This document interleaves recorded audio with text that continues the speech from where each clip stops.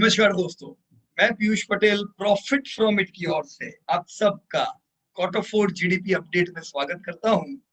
दोस्तों, रिसेंटली कल ही in fact GDP के डेटा आए और ये जीडीपी के डेटा के बाद हमने बहुत सी मीम्स देखी है अलग अलग जगह पे, राइट, कि जीडीपी के डेटा कैसे है। मेरे ख्याल से एक रिटेल निवेशक हो सकता है ये सोच रहा हो कि ये अच्छे है कि खराब है, पॉजिटिव और नेगेटिव कुछ जीडीपी में समझ में नहीं आ रहा है, इससे बाजार में क्या होगा। तो दोस्तों आइए आज हम जीडीपी के डेटा पे और कुछ उसके बेसिक्स पे बात करें, जिससे भविष्य में जब कभी जीडीपी के डेटा आए तो हम इसको प्रॉपरली ट्रैक कर सके। डेटा के साथ ही पहली तारीख है आज, तो मंथली इंडाइसिस व्यू का समय हो गया है। तो कल हम मंथली इंडाइसिस व्यू भी अपडेट करेंगे, जिसमें जीडीपी और निफ्टी दोनों को रिलेट करेंगे। तो दोस्तों आज निफ्टी की बात नहीं होगी, आज सिर्फ जीडीपी के बेसिक्स की बात होगी। Get ready friends. दोस्तों मैं प्रयास करूंगा कि सिंपल शब्दों में बहुत ज्यादा टेक्निकल शब्द यूज ना करके एक रिटेल इन्वेस्टर किस प्रकार से समझ सके उन शब्दों का प्रयोग यहाँ पे करूं। तो दोस्तों जीडीपी डिराइव कैसे होता है? जीडीपी के लिए सबसे पहले हमें चाहिए जीवीए, यानी gross value added. Gross value added यानी पूरे देश ने प्रोडक्ट और सर्विस मिलके क्या प्रोडक्टिविटी दी।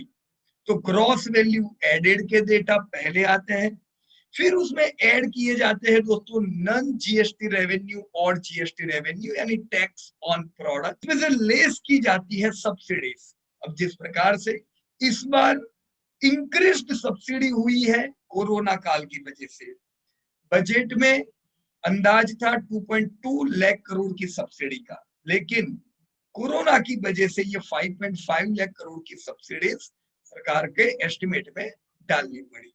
ये तीन चीजों से जब जीडीपी बनता है तो आपको ये भी अंदाज लगाना चाहिए कि जीडीपी जिस सब्सिडी से भी कुछ तो इफेक्ट आपकी जीडीपी पे आती है। अब हम सबसे पहले दोस्तों समझते हैं जीवीए को। GVA eight current price. दोस्तों यहाँ पे आप दो चीज देख सकते हो, जीवीए एट करंट प्राइस या जीडीपी एट करंट प्राइस। साथ में आप कुछ जगह पे देखते होंगे एट कांस्टेंट प्राइस भी। तो इन दोनों में डिफरेंस क्या है इस पे मैं कुछ देर बाद आऊंगा। बहुत ऐसा नहीं है कि बहुत कॉम्प्लिकेटेड है, सिंपल डिफरेंस है, but give me few minutes more for this thing. पहले हम जीवीए एट करंट प्राइस देख लेते हैं। क्रॉस वैल्यू एडेड में दोस्तों भारत ने क्या प्रोडक्टिविटी दी, अलग अलग मैन्युफैक्चरिंग में हो सकता है, फाइनेंस में हो सकता है, एग्रीकल्चर में हो सकता है, प्रोडक्ट और सर्विस मिला के हमारी क्या प्रोडक्टिविटी थी। तो जैसे बरसों पहले अगर हम देखें तो वो एग्रीकल्चर का जमाना था, जिसे हम आज भी प्राइमरी इंडस्ट्री मानते हैं। फिर आया मैन्युफैक्चरिंग का जमाना, फिर आया फाइनेंस का जमाना, सर्विसेज का जमाना। तो जैसे जैसे समय आगे बढ़ता जाता है कुछ इंडस्ट्रीज बड़ी होती जाती है, कुछ इंडस्ट्रीज श्रिंक होती जाती है। कुछ कंट्रीज में ये होगा कि एग्रीकल्चर का योगदान बहुत कम होगा, कुछ कंट्री में ऐसा होगा कि एग्रीकल्चर का योगदान ज्यादा होगा, इट डिपेंड्स। कुछ कंट्रीज दोस्तों टूरिज्म पे डिपेंड होती है। तो भारत का जीवीए क्या है? क्या आपके सामने दोस्तों सबसे बड़ा रोल क्रॉस वैल्यू एडेड में इंडिया में है फाइनेंशियल सर्विसेज में। जी हाँ दोस्तों, financial, real estate and professional service जो इसका नाम है, 22% उसका कंट्रीब्यूशन है, यानी सबसे बड़ा रोल। दूसरे नंबर पे आता है एग्रीकल्चर, फॉरेस्ट एंड फिशिंग, जो 20% जिसका अभी योगदान है। दोस्तों एक जमाने में एग्रीकल्चर का 50% योगदान था, अब धीमे धीमे बाकी इंडस्ट्रीज इसकी जगह लेती जा रही है। जैसे फाइनेंस का योगदान कम था 2 दशक पहले, अभी फाइनेंस का योगदान बहुत बढ़ चुका है। तीसरा है दोस्तों trade, hotel, transportation, communication and service relating to broadcast. आप देख सकते हो कितना परसेंटेज उनका योगदान है, you can see here, right, अंदाजे से 16%। फिर आता है मैन्युफैक्चरिंग 15%। मैन्युफैक्चरिंग के बाद construction, electricity, gas, water supply, mining. तो इस प्रकार से पूरा दोस्तों भारत बनता है।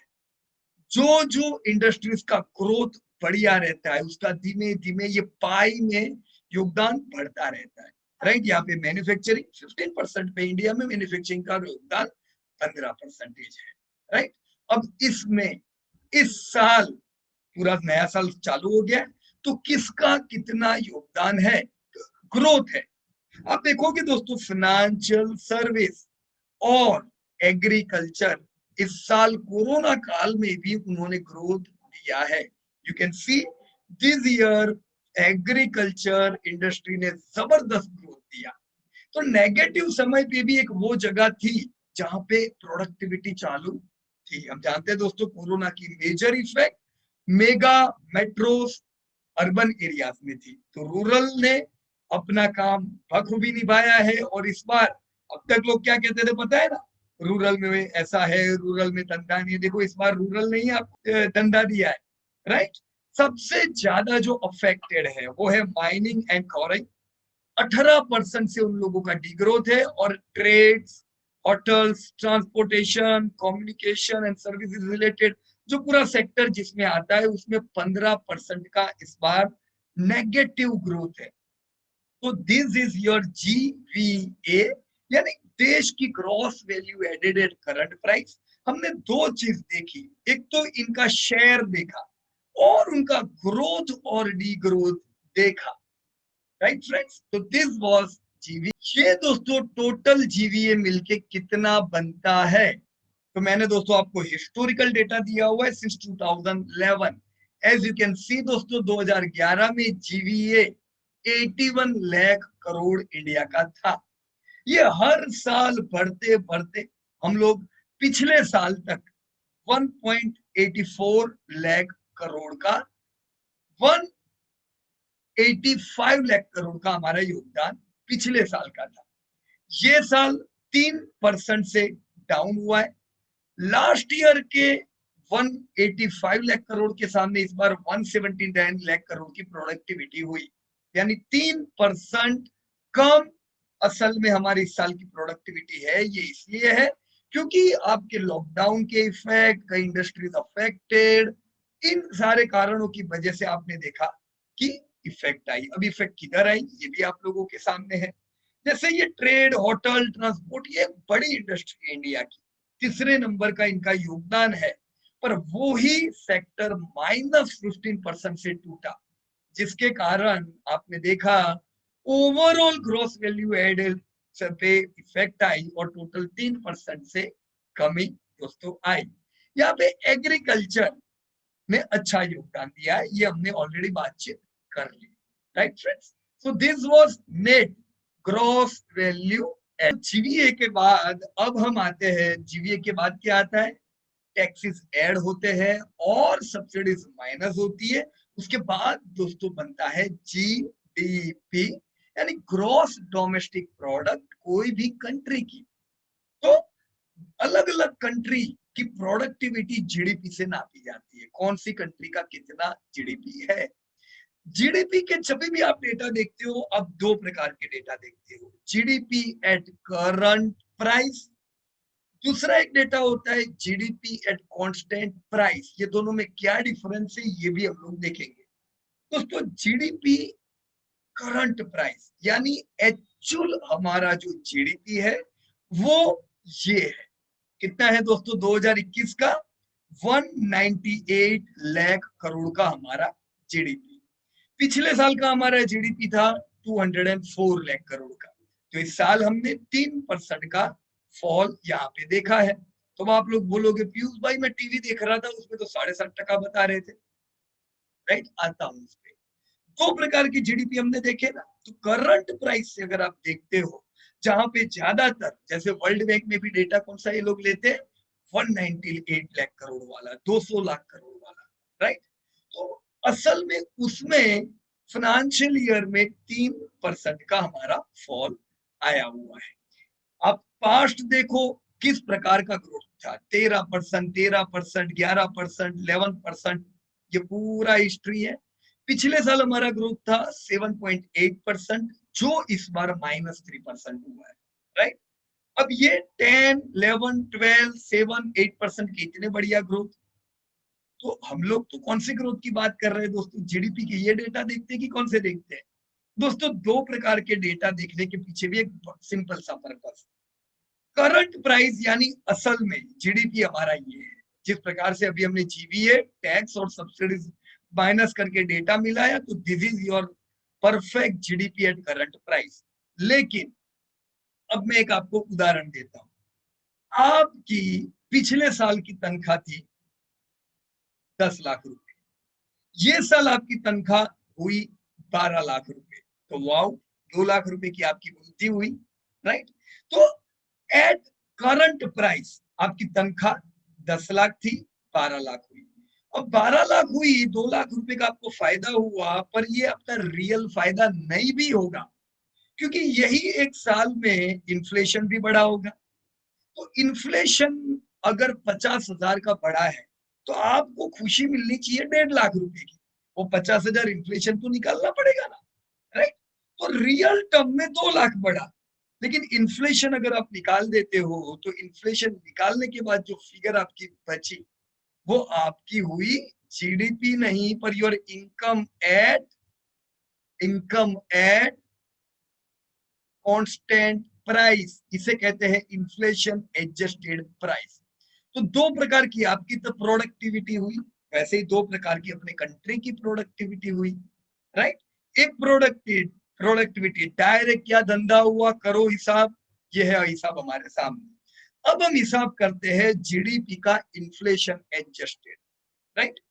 इन्फ्लेशन अगर एडजस्ट हम लोग करें, तो पिछले कुछ समय में आप लोग देख सकते हो 2011-12 में कांस्टेंट प्राइस में लिखा हुआ आएगा, तो कंफ्यूज होने का जरूर नहीं है। What is this 2011-12?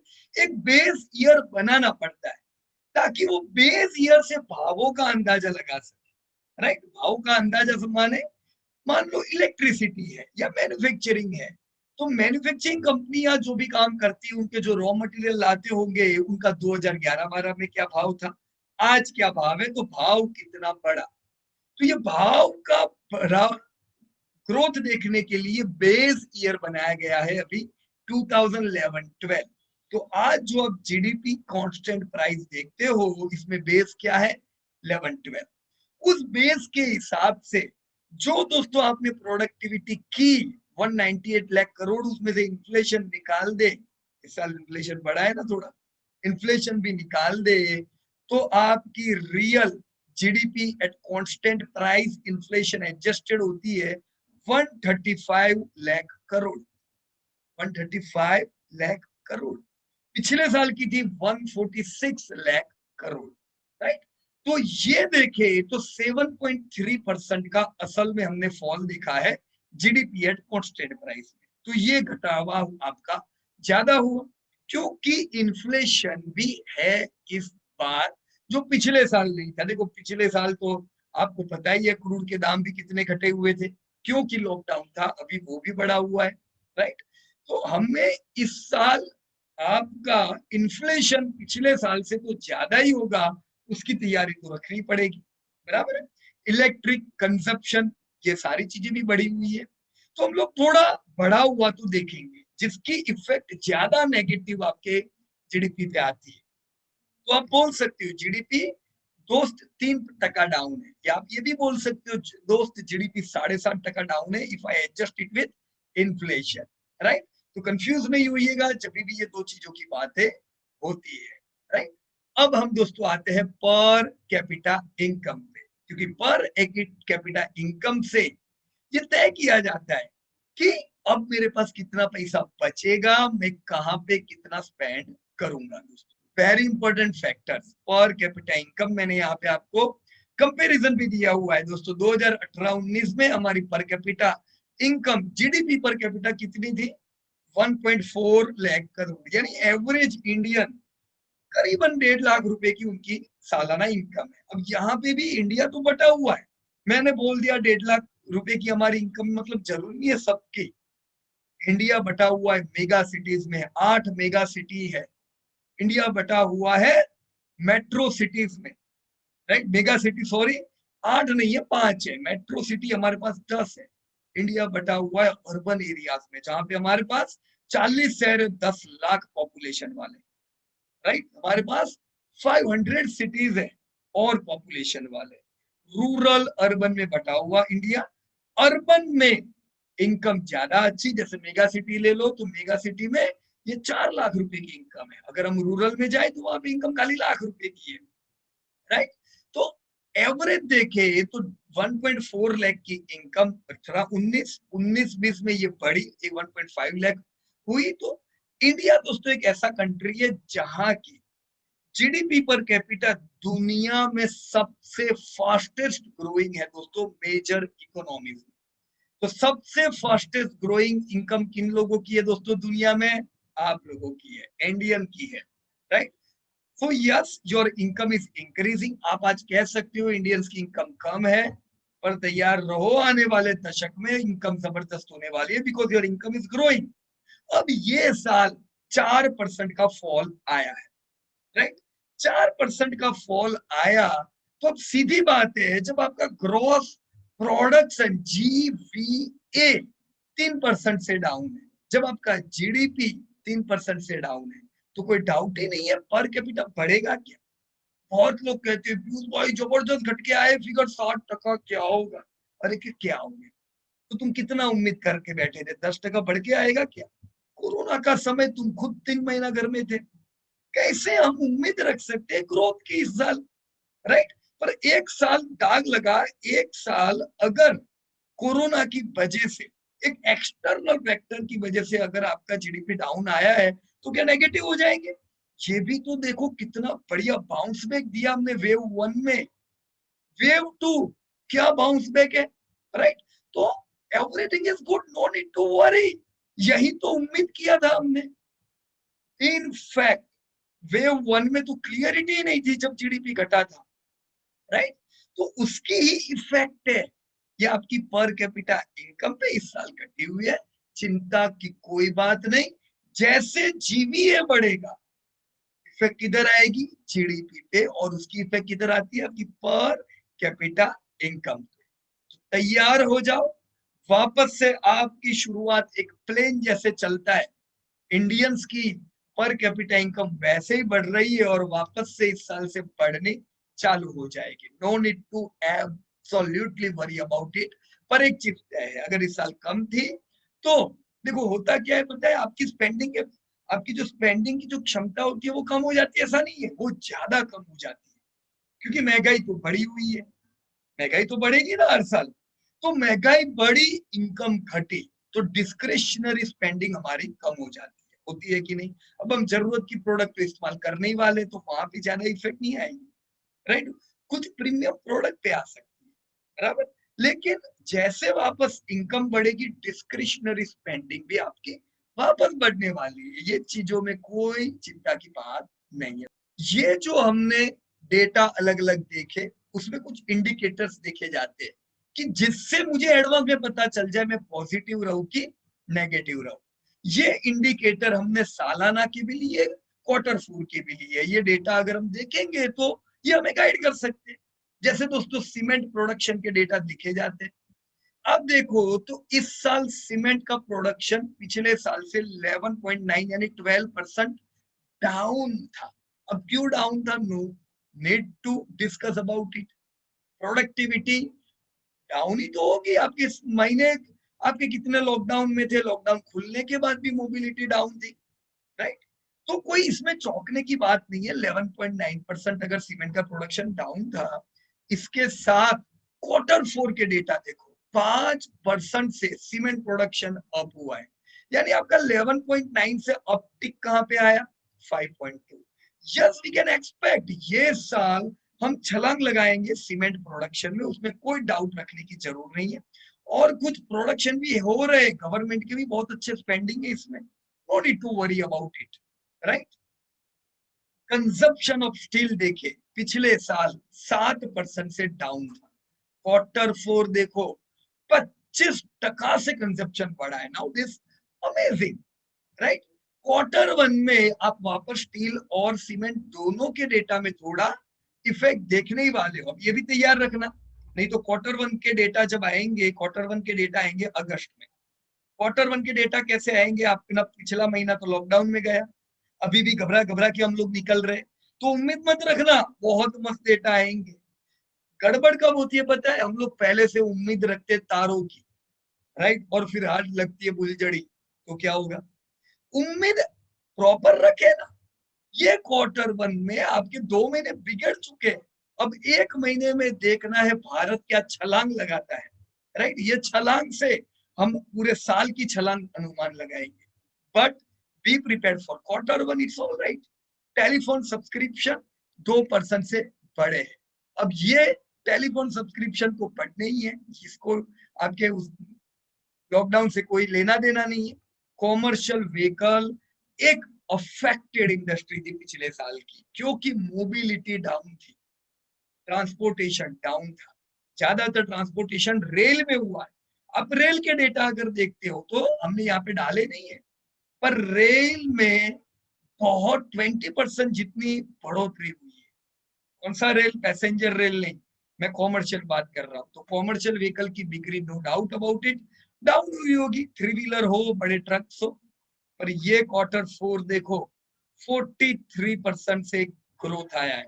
इनकी इफेक्ट आप कंपनियों पे देखो। प्राइवेट व्हीकल पिछले साल 12% से बिक्री डाउन होगी ना, इस साल क्वार्टर फोर देखो 27% से बूम।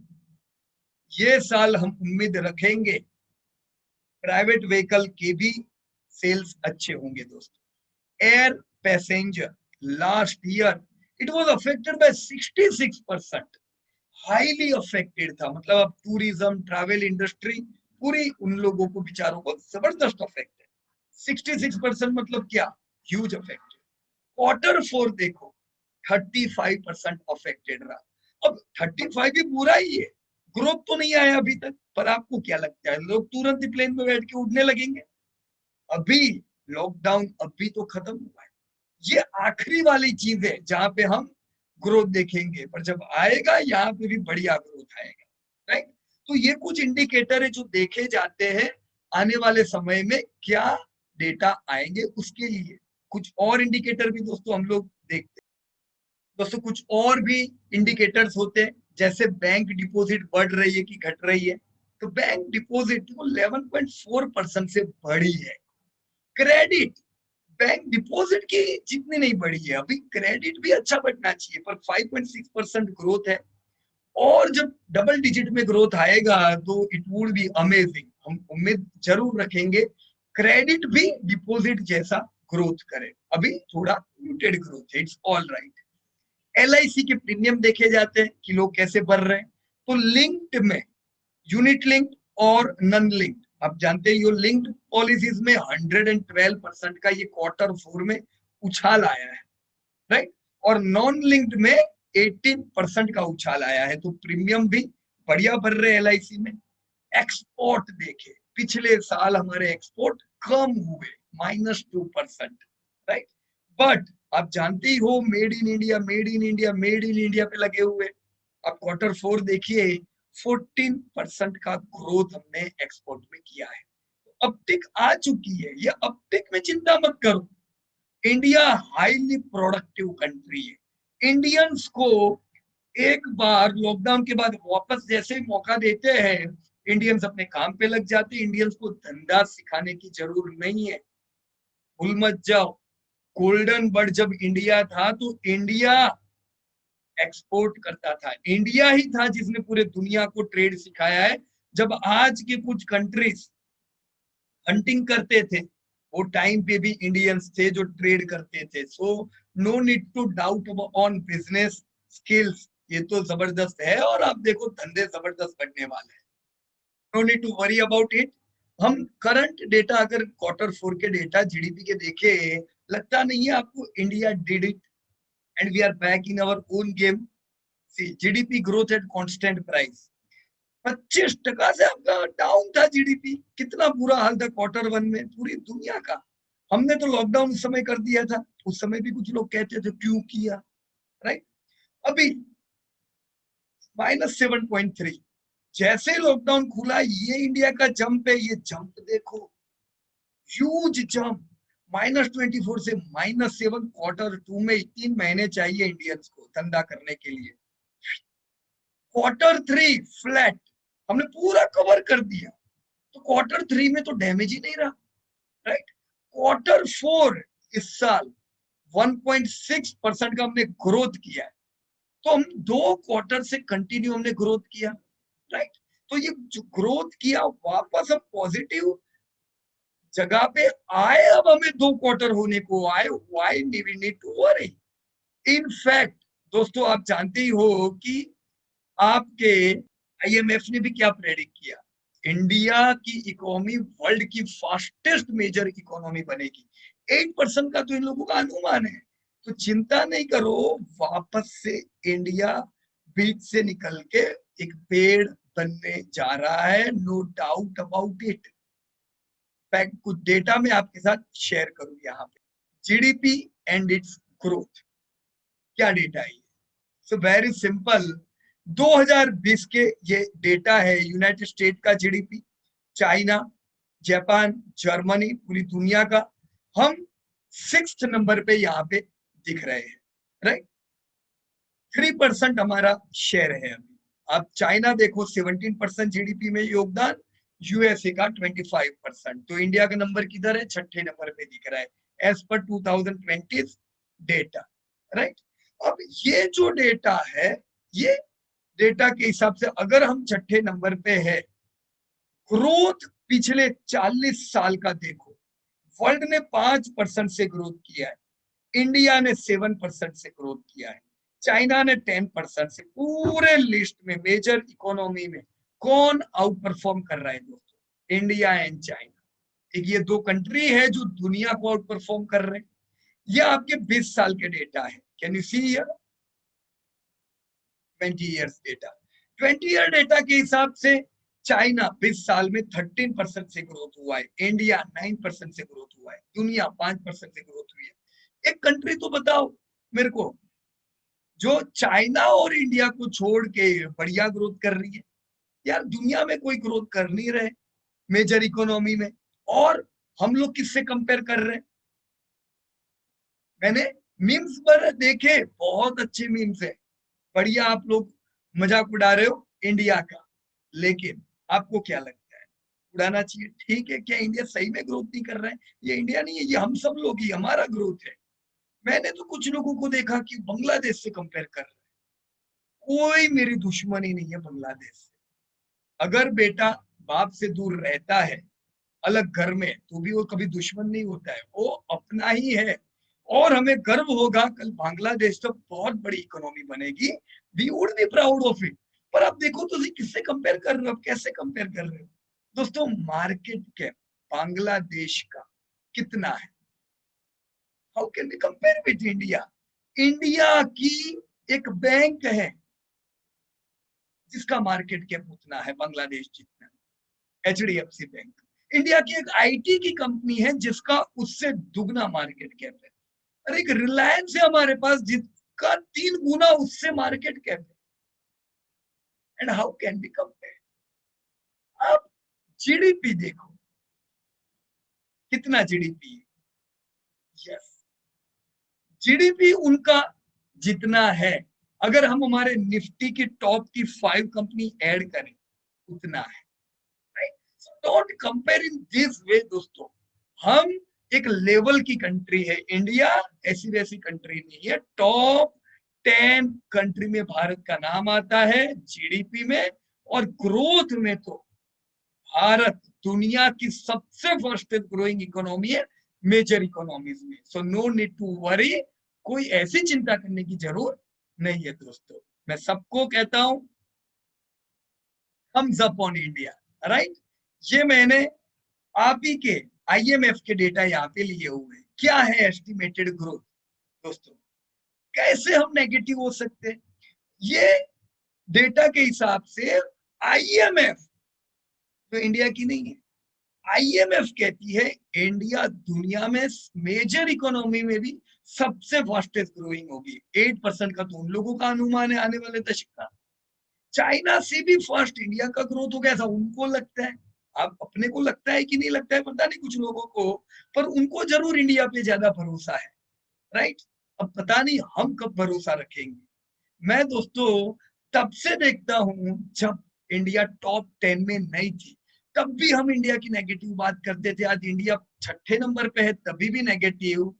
याद रखना, लोग बातें करते रह जाएंगे, काम करने वाले लोग काम करते रह रहे, इंडिया को हाई प्रोडक्टिविटी दे रहे। मैं उन लोगों के लिए जबरदस्त ताली बजाऊंगा। आज वो लोगों की वजह से इंडिया के फिगर इतने बढ़िया आ रहे हैं और इंडिया एक हाई प्रोडक्टिव कंट्री बना है। So thank you very much to all producing people.